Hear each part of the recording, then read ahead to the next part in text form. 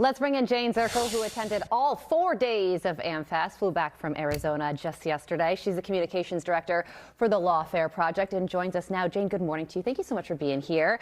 Now that this event has wrapped up, what are your thoughts on what it accomplished? Turning Point USA has that super bass. Only at America Fest could you see Nicki Minaj and then the Vice President of the United States. Yeah, Nicki was a bit of a surprise, right? Oh, amazing. I mean, who knows? Maybe it's Vance Minaj 2028. I'm there. I'm on board for that. Do you think the right, though, is set up to win the youth vote in 26 and 28? Because let's face it, that's kind of how the Republicans won in 24.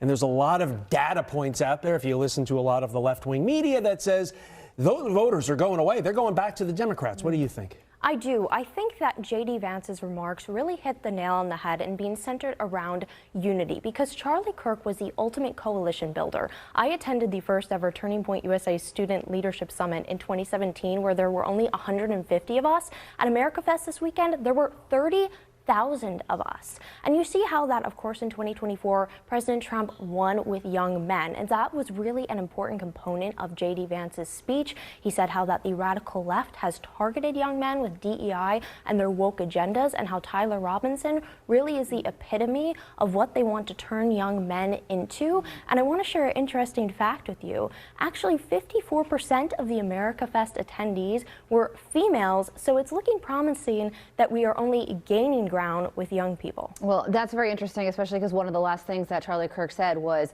talking about the female youth vote and turning females from Democrats to Republicans. 150 to 30,000 is certainly not a figure that you can ignore. As we just mentioned, J.D. Vance, he spoke last night, forecasted 2028. Here's a little bit more of his speech. Now, the Democrats are already talking about 2028, and it looks like they're going to nominate a California liberal who's presided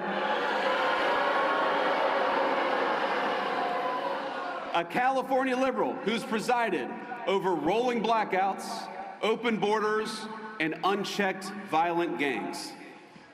They're just trying to settle on whether it's going to be Gavin Newsom or Kamala Harris.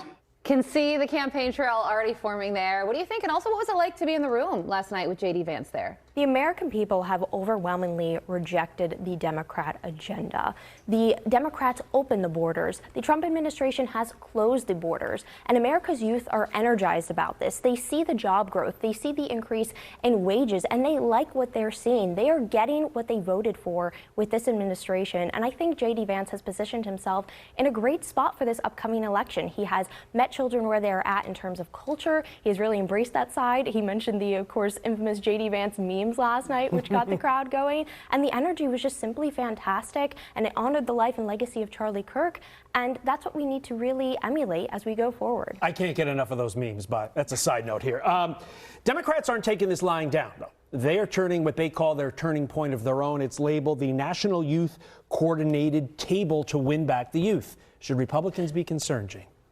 You know, I don't think so, because at the end of the day, they keep reverting back to their old ways. The open borders, the destruction of the economy, the exporting our jobs and our economy. Young people want a chance to succeed in this country, and they feel incredibly disenfranchised. You see data set after data set about how young people do not feel like they are getting a fair shake in the United States of America today. President Trump is offering them a taste of what previous generations had in repairing this country. I have to laugh because the DNC may need to work on that name for that youth coalition, National Youth Coordination Table. A mouthful. But who are we to dole out advice? All right, Jayne, thank you so much for joining us, Communications Director for the